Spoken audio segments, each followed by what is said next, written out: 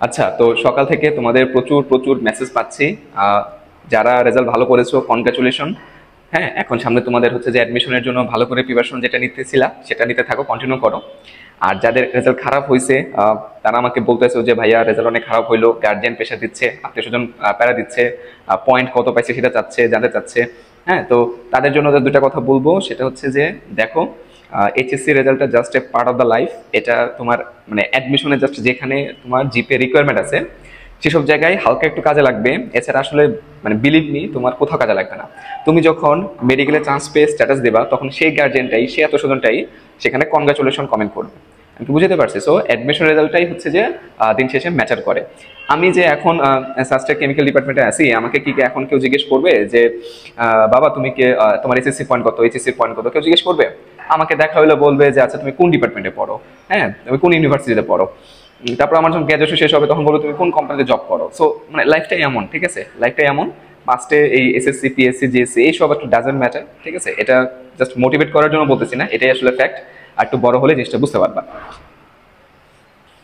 আর গার্জিয়ানদের উদ্দেশ্যে যেটা বলবো যে দেখেন, আপনারা দয়া করে আপনার সন্তানদের উপরে এক্সট্রা কোনো মানসিক বোঝা দিয়েন না। এখন তাদের অ্যাডমিশন সিজন চলতেছে, কয়দিন পরে 2-3 মাস পরে ঢাবির ভর্তি পরীক্ষা হয়ে যাবে, মেডিকেল হবে, বুয়েটের পরীক্ষা হয়ে যাবে। সো তাকে একটু স্পেস দেন, এখন 1-2টা দিন তাকে একটু স্পেস দেন, তার পাশে থাকেন পারলে।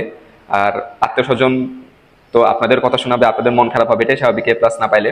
বাট আপনাদের ফ্যাক্টগুলো একটু বুঝতে হবে। এবার যেহেতু নিউ গভর্নমেন্ট আসছে, শিক্ষা বোর্ডে অনেক কিছু চেঞ্জ হয়েছে। সো শিক্ষা বোর্ড চেঞ্জ হওয়াতে যেটা হবে যে মার্কিংটা একটু টাফ হয়ে যাবে, মানে খাতার মার্কিংটা একটু টাফ করবে টিচাররা, এটা স্বাভাবিক। আগে যেমন সৃজনশীলে ফিজিক্স কেমিস্ট্রিতে লিখলে মার দিত, এখন কিন্তু ওই জিনিসটা ওই দিনটা থাকবে না।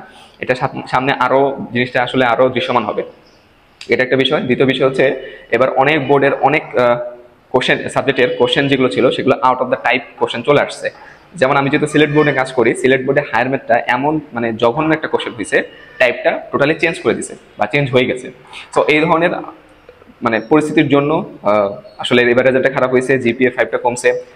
ফেল যারা করছে তাদের তো আসলে কিছু বলার নাই, তারা হচ্ছে পড়াশোনা সেভাবে করে নাই জন্য ফেল করছে। বাট যারা এ প্লাস পায় নাই অল্পের জন্য 4.8 4.7, সো তাদের উপরে আসলে এক্সট্রা বার্ডেনটা এখন দিয়েন না।